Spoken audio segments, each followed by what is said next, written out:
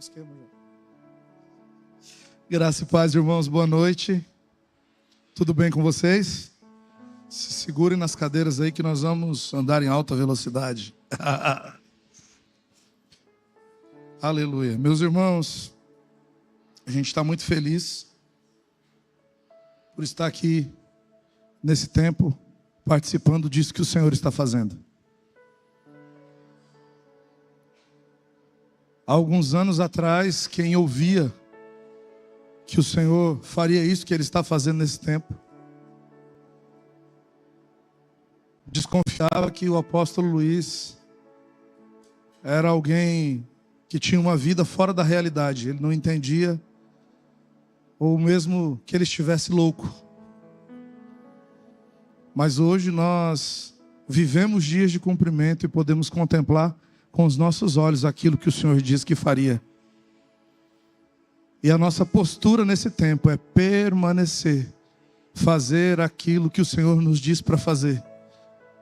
Porque isso já está se cumprindo, mas ainda não é tudo que o Senhor disse. Recentemente eu estava conversando com ele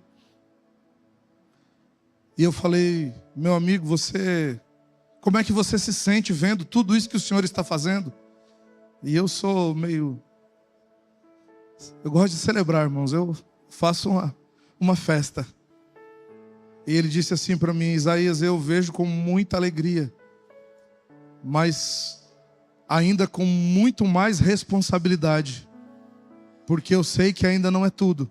Tem mais coisas que o Senhor disse, e nós precisamos permanecer numa postura de radicalidade diante daquilo que o Senhor está dizendo, para que nós possamos levar a cabo aquilo que é a nossa medida, a medida que o Senhor estabeleceu para a nossa casa. Então recebamos tudo isso, irmãos, com muita alegria, com muito gozo, com muita euforia, mas também com muita responsabilidade, que ainda não é tudo. É o começo, são as primeiras coisas, e nós vamos desfrutar de cada uma delas em nome de Jesus. Eu queria convidar você para abrir comigo a sua Bíblia. No segundo livro de Samuel, capítulo de número 6. Eu vou procurar ser bem rápido. É um assunto que num outro momento eu já falei com os irmãos. Porém o Senhor vem falando comigo esses dias a respeito desse texto. E eu queria refletir um pouco com você acerca disso que nós aprendemos. Segundo o livro do profeta Samuel, capítulo de número 6, versículo de número 1, está escrito assim: tornou Davi a juntar todos os escolhidos de Israel em número de 30.000. Dispôs-se com todo o povo que tinha conseguido, partiu para Balá de Judá, para levarem de lá para cima a arca de Deus, sobre a qual se invoca o nome do Senhor dos Exércitos, que se assenta acima dos querubins. Puseram a arca de Deus num carro novo e a levaram da casa de Abinadab, que estava no outeiro. E Uzá e Aiô, filhos de Abinadab, guiavam o carro novo. Levaram-no com a arca de Deus da casa de Abinadab, que estava no outeiro, e Aiô ia adiante da arca. Davi e toda a casa de Israel alegravam-se perante o Senhor com toda sorte de instrumentos de pau de faia, com harpas, com saltérios, com tamborins, com pandeiros e com símbolos. Quando chegaram na eira de Nacon, estendeu Uzá a mão à arca de Deus e a segurou, porque os bois tropeçaram. Então a ira do Senhor se acendeu contra Uzá, e Deus o feriu ali por esta irreverência, e morreu ali junto à arca de Deus. Desgostou-se Davi, porque o Senhor irrompera contra Uzá, e chamou aquele lugar Pérez Uzá até o dia de hoje. Temeu Davi ao Senhor naquele dia e disse: como virá a minha arca do Senhor? Não quis Davi retirar para junto de si a arca do Senhor para a cidade de Davi, mas fez levar à casa de Obed-edom o geteu. Ficou a arca do Senhor em casa de Obed-edom o geteu 3 meses, e o Senhor abençoou a toda a sua casa. Meus irmãos, essa história ela é bastante conhecida. E ela fala do empenho do rei Davi em trazer a arca da aliança mais uma vez para o seu lugar. Fala do empenho do rei Davi a corrigir aquilo que havia acontecido por causa de um equívoco na história. Houve um tempo, nos dias em que Eli era sacerdote, que a arca de Deus foi roubada, foi levada, porque naquele tempo as pessoas quiseram fazer da arca de Deus como um amuleto para atentar para os seus próprios interesses. Então, como uma consequência do uso da arca, que representava a presença de Deus no meio do seu povo, para uma finalidade errada, uma finalidade equivocada, o Senhor permitiu que os inimigos de Israel tomassem posse da arca. Quando isso aconteceu, a presença da arca em terra estranha trouxe algumas complicações para aqueles que se apoderaram dela. Até que, por sentirem na pele as consequências de, sendo um povo profano, lidar com aquilo que é sagrado,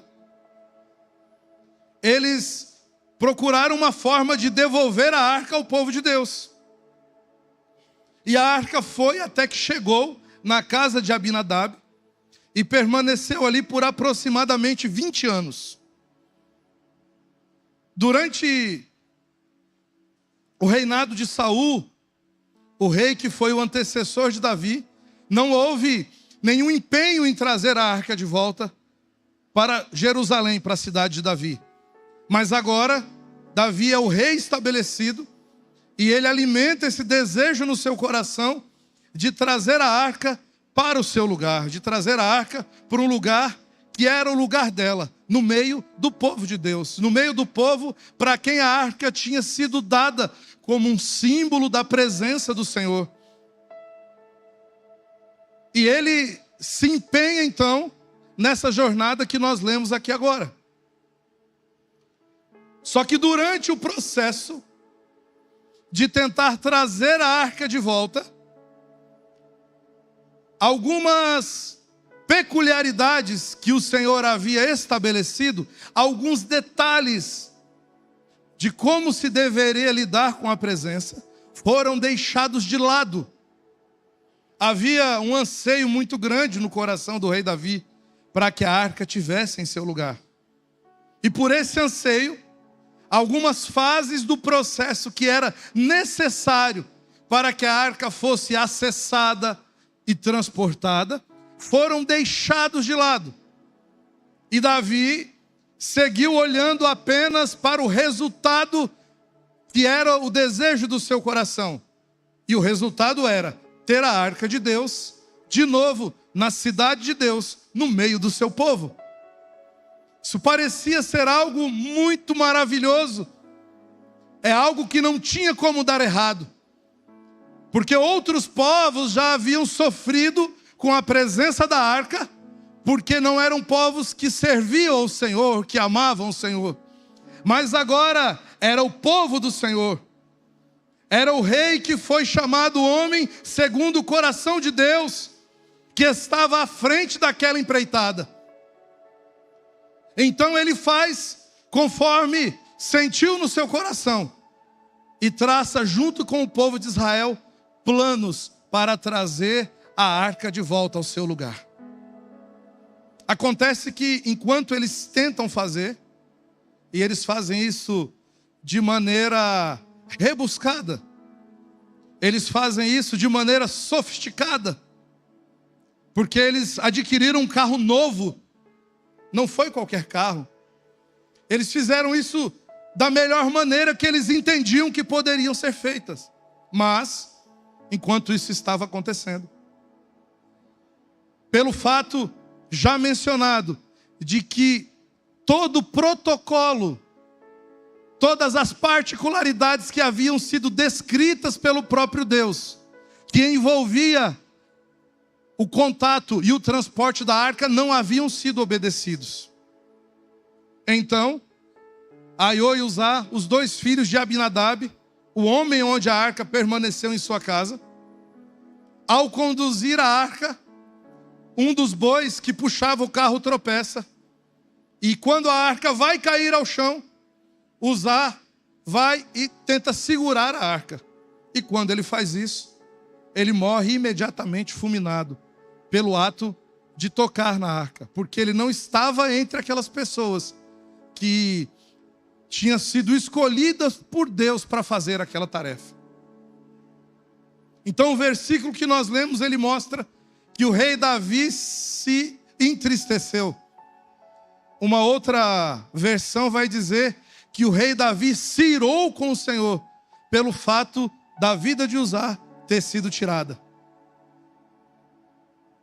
Então eu quero usar essa história e o desdobramento dela que veio depois, para falar com você em alguns aspectos de como Deus faz questão que as coisas aconteçam no seu tempo, do seu modo e com o coração segundo o seu coração.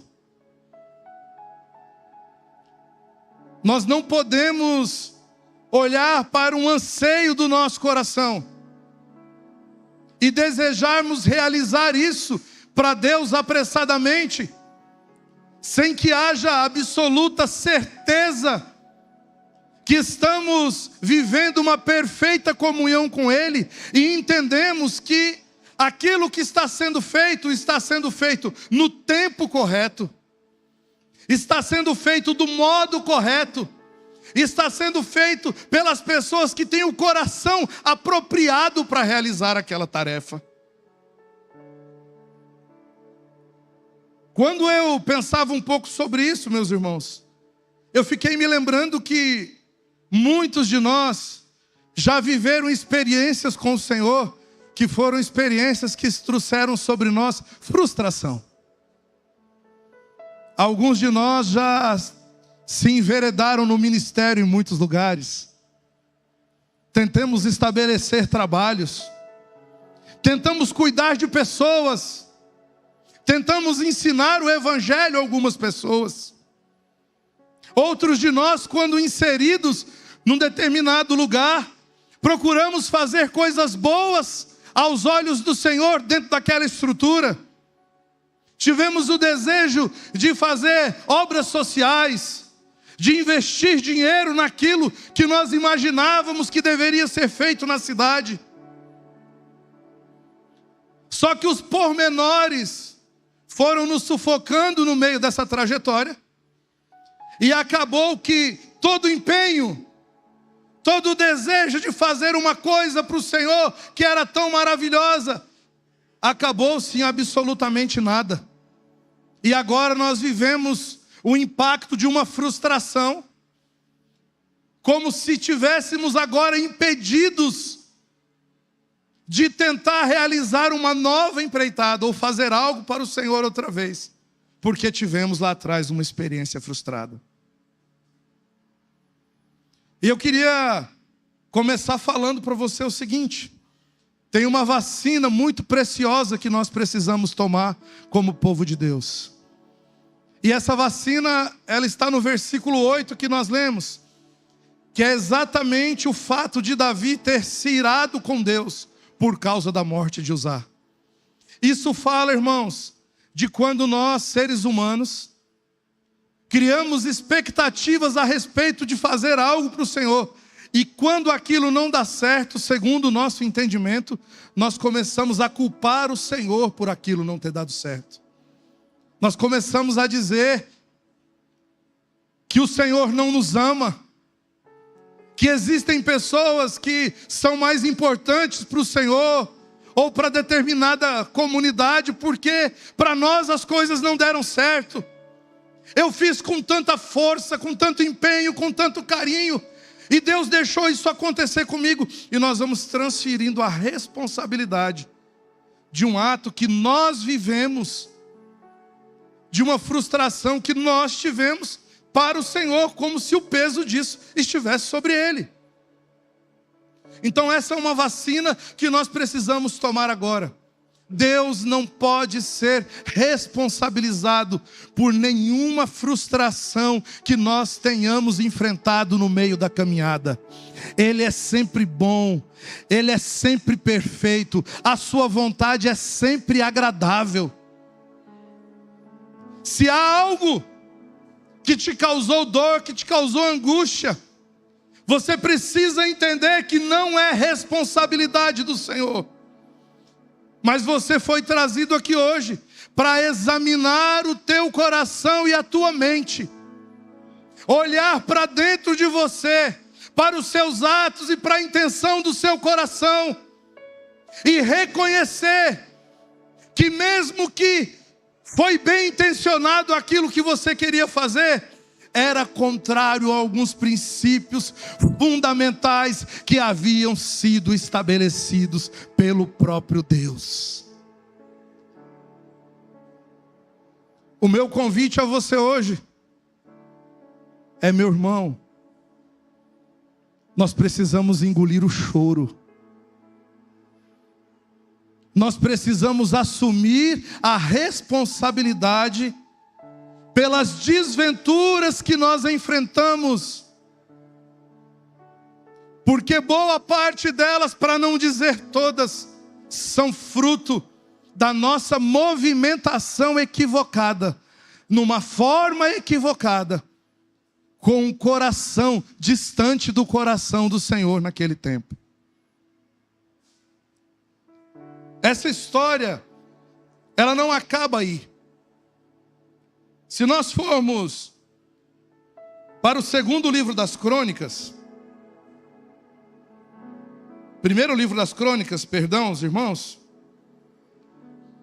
no capítulo de número 15, nós vamos conhecer a continuação dessa história.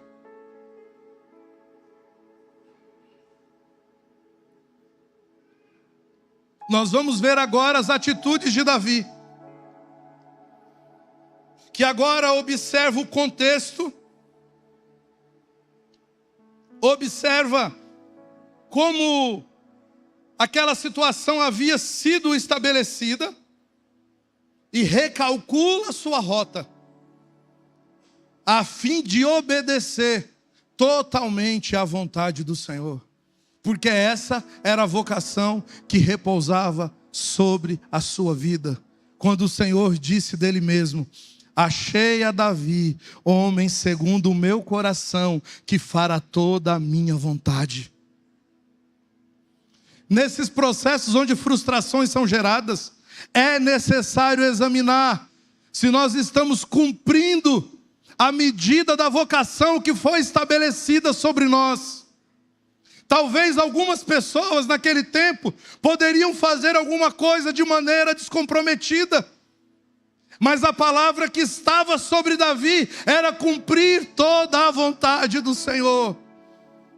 E para cumprir toda a vontade do Senhor, irmãos, é preciso entender que há fundamentos imutáveis na sua palavra, sobre quais todas as coisas são estabelecidas, e que Ele não permite que nada seja estabelecido sem que esses requisitos sejam observados.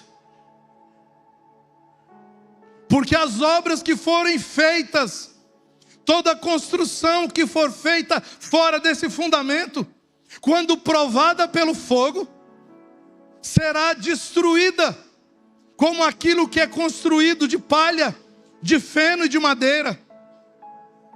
Mas a edificação que observa o fundamento estabelecido pelo Senhor para o cumprimento de toda a sua vontade é ouro, é prata, são pedras preciosas, e essas, quando provadas pelo fogo, permanecem para sempre. Então eu queria rapidamente com você ler alguns versículos mostrando algumas atitudes de Davi que mostram como refazer o caminho com os olhos voltados para o Senhor e para o cumprimento da sua vontade. Versículo de número 1 do primeiro livro das Crônicas, capítulo 15. Fez Davi casas para si mesmo na cidade de Davi, e preparou um lugar para a arca de Deus, e lhe armou uma tenda. Meus irmãos, nesse texto, nós observamos uma postura do rei Davi em relação a essa circunstância. Ele não volta para a sua casa e se esconde dentro das suas frustrações e vai desfrutar do conforto que estava estabelecido para ele. Mas ele entende a responsabilidade da vocação que está sobre ele. E ele constrói uma casa para si, mas ele não descansa sem estabelecer também uma casa para o Senhor. Casa essa que o profeta Rafa já mencionou aqui essa noite. A tenda de Davi, que o Senhor prometeu que seria restabelecida, mas não agora mais como uma tenda de pano, como uma tenda de tecido, mas como uma edificação de pedras vivas, um lugar espiritual, aonde todas as nações da terra seriam recebidas para estar diante do Senhor em adoração. Uma casa de oração para todos os povos. Davi tem uma preocupação em estabelecer um lugar para o Senhor habitar. Ele não se reclui na sua frustração, buscando o seu próprio conforto, alimentar a sua própria alma, vivendo em autocomiseração. Não, ao contrário, ele não descansa enquanto ele não consegue realizar aquela tarefa que é a sua vocação, trazer de volta a presença do Senhor para o lugar que lhe é devido. A segunda coisa, meus amados, está evidenciado no versículo número 2. Então disse Davi: ninguém pode levar a arca de Deus senão os levitas, porque o Senhor os elegeu para levarem a arca de Deus e o servirem para sempre. Davi agora faz uma verificação do fundamento que havia sido estabelecido para a movimentação da arca. Irmãos, a igreja brasileira ainda está sofrendo por ausência do fundamento. Falo como alguém que carrega sobre os ombros o encargo pastoral. E às vezes, com muito boa intenção, nós ministros, que não somos homens de fundamento na edificação da igreja do Senhor, queremos estabelecer coisas segundo aquilo que nos parece bom, aquilo que nos parece agradável, com a intenção de alegrar o coração dos irmãos, de fazer com que os irmãos se sintam bem, de que ninguém se entristeça. Mas isso, por vezes, irmãos, faz o efeito contrário, e semelhantemente ao que aconteceu com Davi, a vida de alguém é sacrificada, porque o fundamento correto não é observado. O Senhor tem levantado profetas e apóstolos nesse tempo. E esses homens têm nos apontado, nos instruído sobre o fundamento do Evangelho nas Escrituras. Há coisas que nós não vamos compreender sozinhos. Há coisas que nós precisamos do auxílio desses irmãos, que são pessoas que o Senhor elegeu. O Senhor separou, assim como apenas os levitas eram aqueles que estavam com a responsabilidade no corpo de Cristo também assim. O Senhor escolhe as pessoas e as elege para uma tarefa específica. E os homens e as mulheres que foram eleitos para enxergar o fundamento que está por trás das práticas da igreja de Cristo são apóstolos e profetas.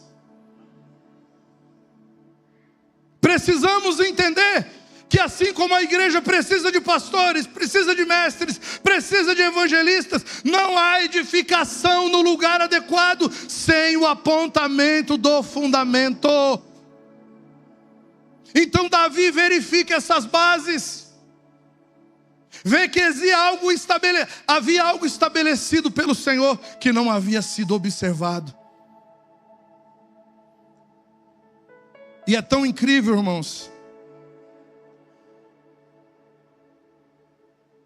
que o fundamento nem sempre, ele vai trazer para você a compreensão clara de como será todo o processo. Há alguns momentos que você não entende bem porque aquilo está acontecendo daquele jeito. Ah, isso é só uma palavra, isso é só uma atitude. Não tem nada demais eu fazer dessa forma. Por que esse preciosismo? Por que tem que ser dessa forma? Porque essa é a maneira que o dono da igreja estabeleceu para que todas as coisas acontecessem. Às vezes pensamos que estamos trabalhando para o bem do evangelho, mas estamos conduzindo a presença em carros de boi, e vidas poderão ser ceifadas pelo fato de estarmos fora daquele que é o fundamento eterno. Por favor, meu irmão, por favor, minha irmã, por favor, igreja brasileira, não queira a proeminência dos primeiros lugares, mas entenda que há dentro do corpo de Cristo, do seu funcionamento, ferramentas específicas.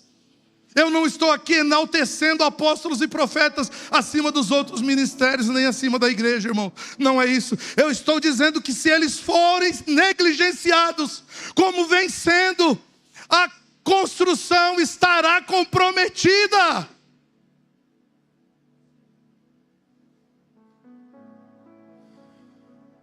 Continuando.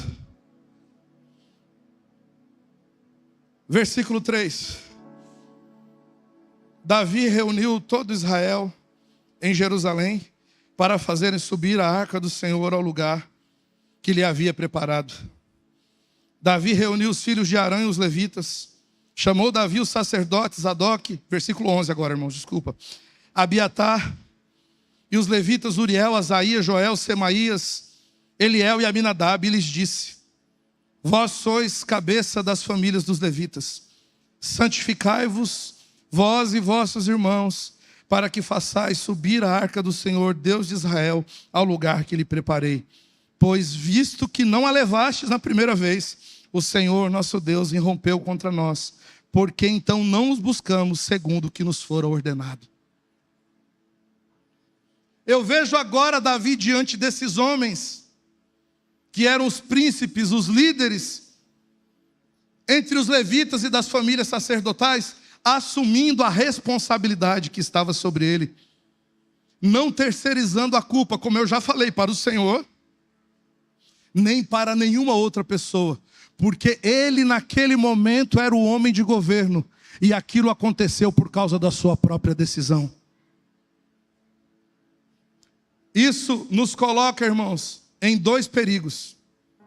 Perigo número 1 é de nós resolvermos fazer tudo por nossa conta, sem aceitar a participação de ninguém, sendo que dentro do corpo de Cristo, como nós já dissemos, há pessoas eleitas pelo Senhor, com a finalidade específica para atuar em determinada área com muita perícia.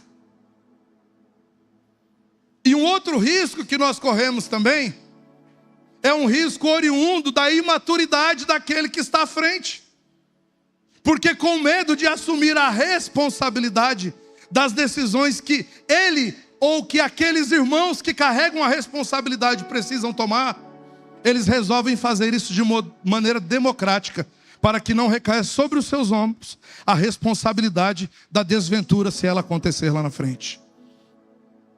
Mas Davi olha dentro dos olhos daqueles homens e diz: isso aconteceu porque não foi vocês que levaram. O Senhor irrompeu contra nós, porque nós não fizemos da maneira que deveria ser feita. Nós não estávamos suficientemente atentos. Nós não estávamos consagrados, separados de maneira adequada para isso. Nos próximos versículos, vai dizer que ele chama aqueles homens e diz: santificai-vos hoje. Santificai-vos agora.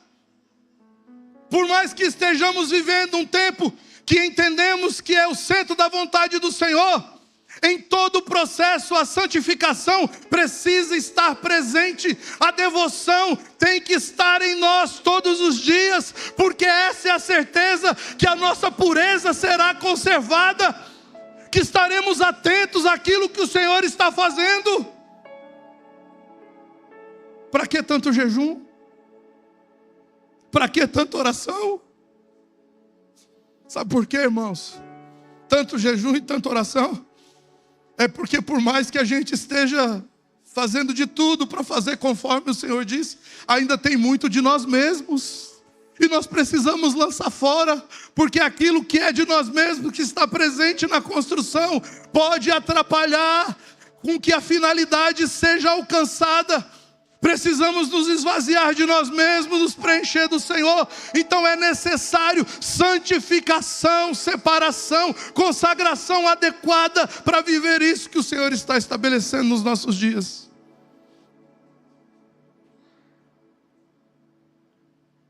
Eu concluo as minhas palavras. Não dá mais para chegar onde eu queria, irmãos. Mas nos próximos versículos, Davi vai dizer àqueles homens: escolham cantores e músicos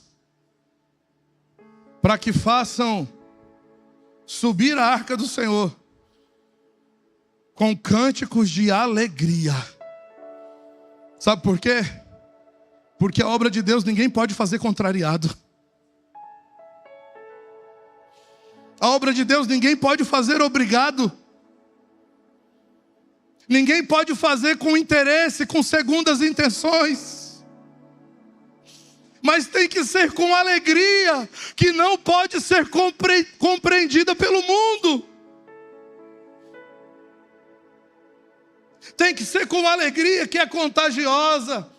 E que as pessoas que não conhecem o Senhor não conseguem entender como é que essas pessoas estão tão alegres, se a situação que ela está vivendo é uma situação adversa, porque essa é a maneira, é o jeito daqueles que foram possuídos pelo Espírito Santo de realizar uma obra coerente com a vocação que está sobre eles. É com muita alegria,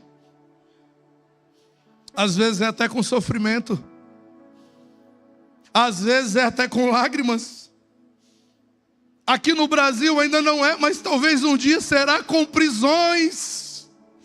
Mas nada disso pode roubar a nossa alegria de termos sido escolhidos por Ele para estarmos dentro desse processo.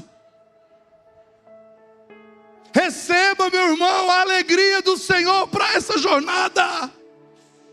Se não tem alegria no processo, revisa a história. Vai atrás de quem tem fundamento, reaprende de novo, faz qualquer coisa, mas só segue em frente se tiver alegria no seu coração.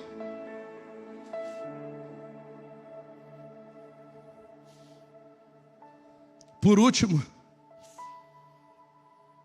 diz que como o Senhor foi bom com eles na condução da arca, eles sacrificaram ao Senhor 7 novilhos.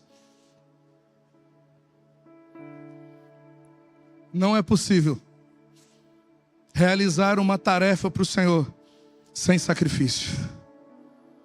Ah, pastor Isaías, mas Jesus já se sacrificou por nós, é verdade. Pelo seu sacrifício, fomos alcançados pela graça de Deus, mediante a fé. Isso não vem de nós, é dom de Deus. Sim, eu sei disso. Mas há sacrifícios oriundos ao estilo de vida que nós resolvemos viver, que precisam ser vividos. Não dá para realizar algo para o Senhor que não nos custe alguma coisa.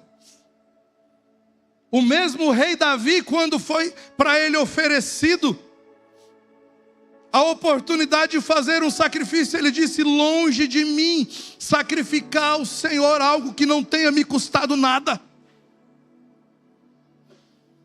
E eu pensei isso aqui essa noite, irmãos, e senti, porque você tem que tomar cuidado, meu irmão, de estar caminhando no meio do oba-oba daqueles que estão se sacrificando sem você se sacrificar de verdade. Sem você comprometer os teus dias, o teu tempo, a tua família, o teu dinheiro, tudo aquilo que você julga propriamente seu, em favor daquela construção que você diz que está participando. É necessário sacrificar, e tem sacrifícios que nós não podemos esperar que ninguém se manifeste, mas nós precisamos sair na frente e assumir a responsabilidade. E dizer: se alguém tiver que cortar na carne, é eu que vou cortar da carne. Se alguém tiver que comer sem mistura esse mês, para que alguém seja favorecido, sou eu que vou passar por isso. Ninguém vai tomar a minha frente nesse processo. Não é: peraí, eu vou sair na foto? Então se eu sair na foto, vão pensar que eu estou dentro, né? Vão pensar que eu faço parte, vão pensar que eu me sacrifiquei. Não, irmãos. Quem está construindo algo ou realizando uma tarefa para o Senhor, não pode se guiar por isso. É a ausência do fundamento estabelecido desde a eternidade.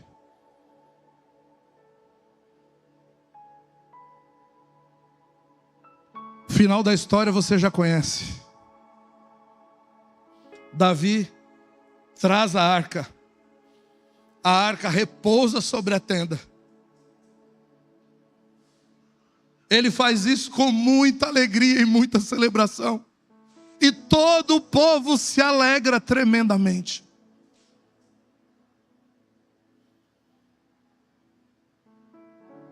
O Senhor aprova aquilo que Davi realiza. E mesmo depois, tendo sido construído um templo ao Senhor, com todas as medidas e os materiais dados pelo próprio Deus, quando o Senhor faz uma promessa de restauração a Israel, não é do templo de Salomão que ele fala, mas é da tenda de Davi.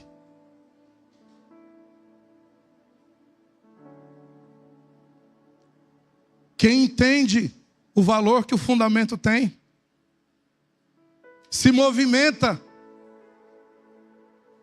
no tempo, no modo e com o coração que o Senhor deseja. É gente que vai construir estruturas que vão permanecer.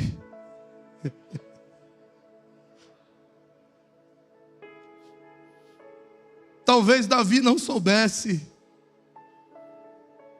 Talvez os homens envolvidos naquela alegria não soubessem. Mical, que se pôs a criticar, não sabia. Mas hoje nós estamos aqui falando do restabelecimento da tenda caída de Davi.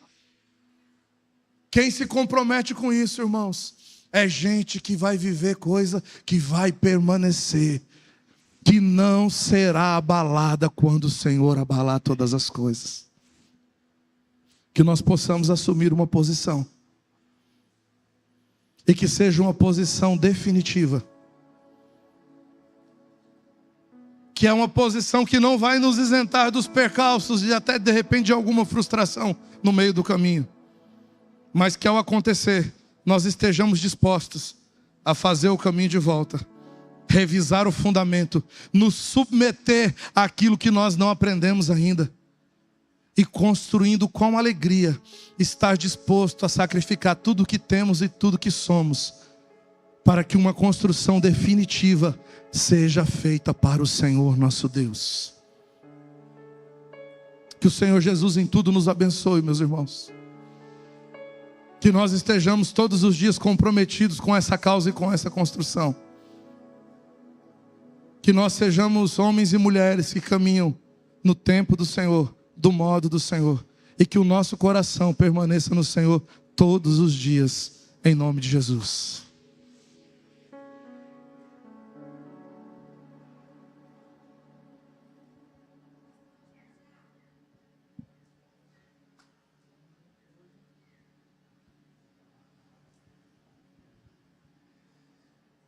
Enquanto o pastor Isaías ministrava o nosso coração, me lembrei de algo, irmãos. Quando Davi estabelece a arca à volta e ele coloca a arca na tenda, ele levanta duas estruturas principais de funcionamento. A primeira é de sacerdotes levitas, que já é desde o processo de vinda da arca, porque eles precisam carregar a arca. Ok? E isso continua depois. Isso dentro da tenda vai se estruturando. Mas surge uma estrutura diferente, especial. Show. Em que Davi também elege líderes da música. E curiosamente, irmãos, os líderes da música que ele estabelece são Asaf, Emã e Jedutum. A palavra e Davi também liderava a adoração. Davi significa amado. Asaf significa um ajuntador, um reunidor. Oi? Agregador é muito carnal. Emã significa fiel. E Jedutum significa louvável, admirável. A liderança de adoração na tenda era estabelecida por estes pilares. Reunia-se os irmãos em fidelidade ao Senhor. E fidelidade aqui fala de algo contínuo. Por isso a tenda de Davi tinha turnos, 24 horas por dia. E eu não quero falar sobre isso, mas eu precisava compartilhar isso, porque você precisa sair daqui com esse entendimento, para que a tua vida dê uma girada de chave, cara. Sabe o que Davi fez? Um protótipo do trono de Deus na terra. Assim como tinha os 4 seres viventes diante do trono, existia Davi, Asaf, Emã e Jedutum. O significado dos 4 seres viventes é o mesmo significado desses 4 irmãos. Amado, reunido em fidelidade para louvar. Qual é o fundamento da adoração? É isso. Qual é o fundamento da nossa reunião em ministrarmos o coração de Deus? É isso. Então nós precisamos nos conectar, irmãos, porque às vezes nós achamos que adoração é música, pastor Elton. Mas a adoração é um fundamento de revelação da eternidade no tempo presente. Quem adora extrapola as estruturas da cronologia. Quem adora traz a manifestação do que é eterno para aquilo que é palpável.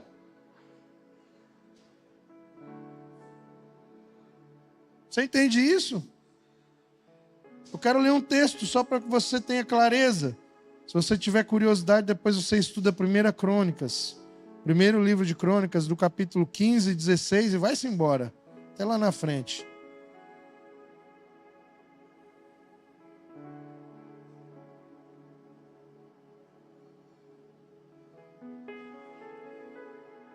Mas aqui no capítulo 25 ele diz assim, ó: Davi, juntamente com os chefes do serviço, separou para o ministério, presta atenção, Daniel, os filhos de Asaf, de Emã e de Jedutum, para profetizarem com harpas, alaúdes e símbolos. Ele não separou eles para tocarem. Ele não separou eles para cantarem. Isso era como as coisas aconteciam. Ele separou eles para profetizarem. Você pode ficar de pé?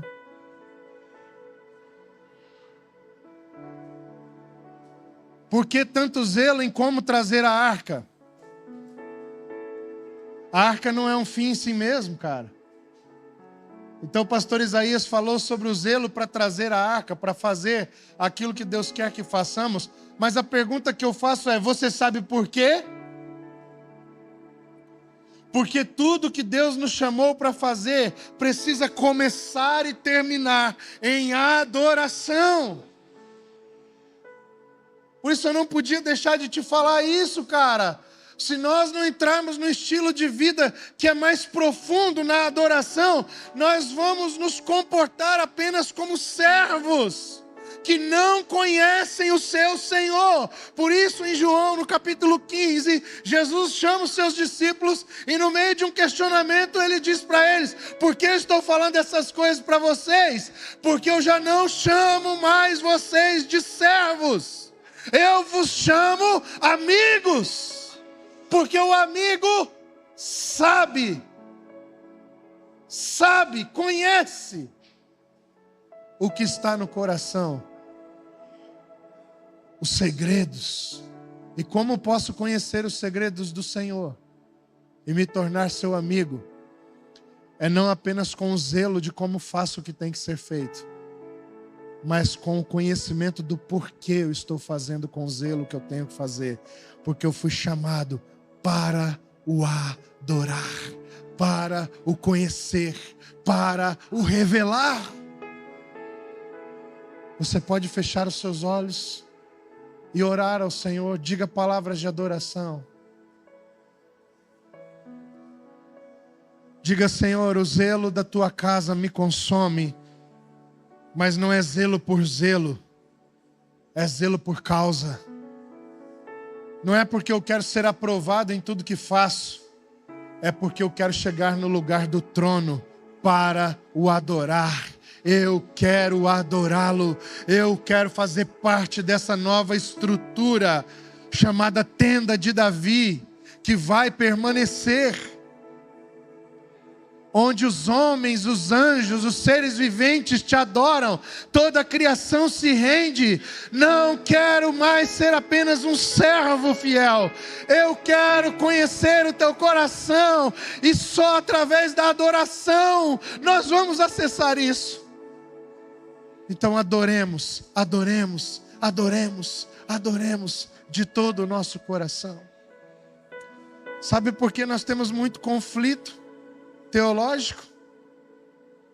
Porque a nossa teologia é feita a partir dos livros, não do coração do nosso amado. Então nós ficamos numa teologia humanista, racionalista, esfriada pela nossa intelectualidade, não possuída da revelação espiritual, que é fruto daqueles que conheceram ao Senhor, que experimentaram ao Senhor. Eu estou chamando você hoje, a partir dessa palavra, para desenvolver um estilo de vida de adoração. Adorar não tem a ver com música. Esses irmãos eram músicos, mas para que Davi separou eles? Para profetizarem. E quais são os profetas antigos? Os amigos de Deus. E qual é a plataforma para que os antigos profetizassem? A adoração. É por isso que o profeta vai dizer: antes de profetizar, esperem, Tragam-me um tangedor. Não dá para profetizar se não tiver adoração, porque só vem a revelação quando nós adoramos.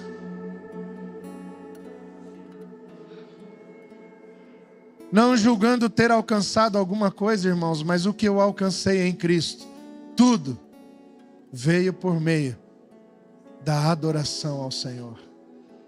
Enquanto eu adoro, Ele me revela os seus segredos. Feche seus olhos, vamos. Entregue um incenso a Ele, por favor.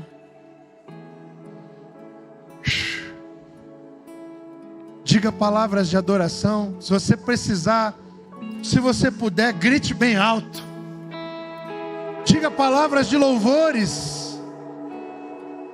Onde estão os Davis, os Asafs, os Emãs, os Gedutuns dessa geração, dessa casa ministerial? Profetizem! Profetizem!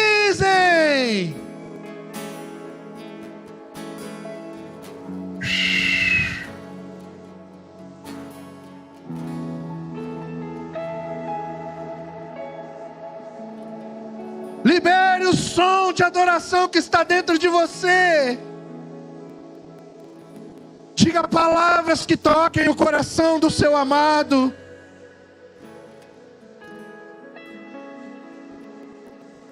Se não for para adorar, eu lá quero saber para quê, como carrega a arca, irmão.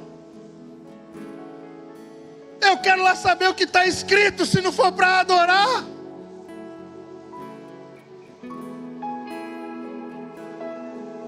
Essa casa foi chamada para carregar a arca nos ombros, mas não é para ficar passeando e desfilando por aí. É para encontrar o lugar onde ela vai repousar e nos prostrarmos diante dEle.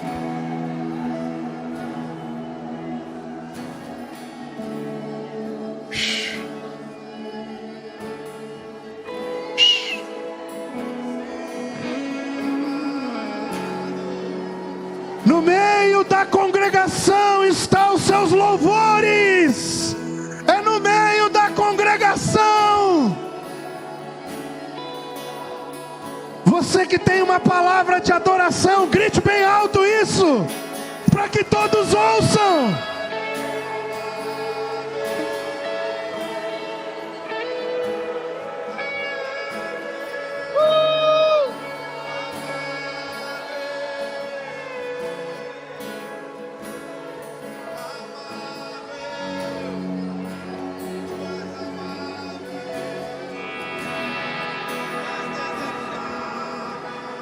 Tu és o desejável. Vamos, diga suas palavras de adoração.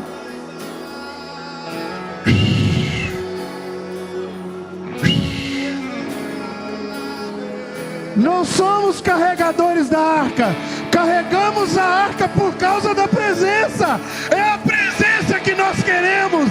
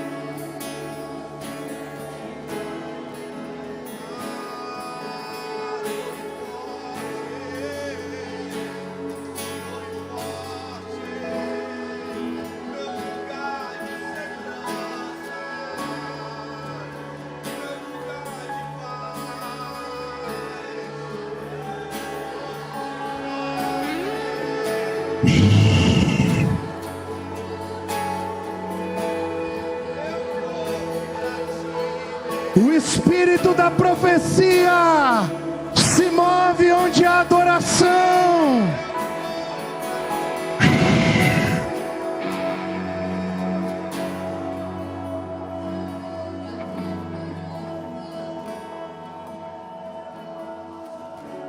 Leva-nos, Senhor, nesses dias, como Davi, Asaf, Emã, Jedutum,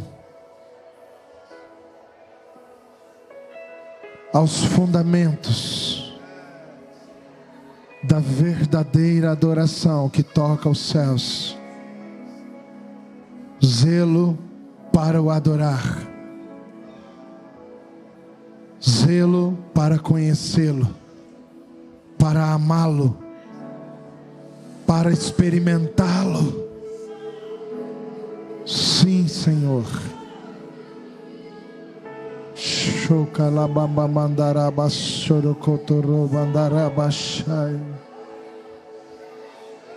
Não queremos uma vida seca.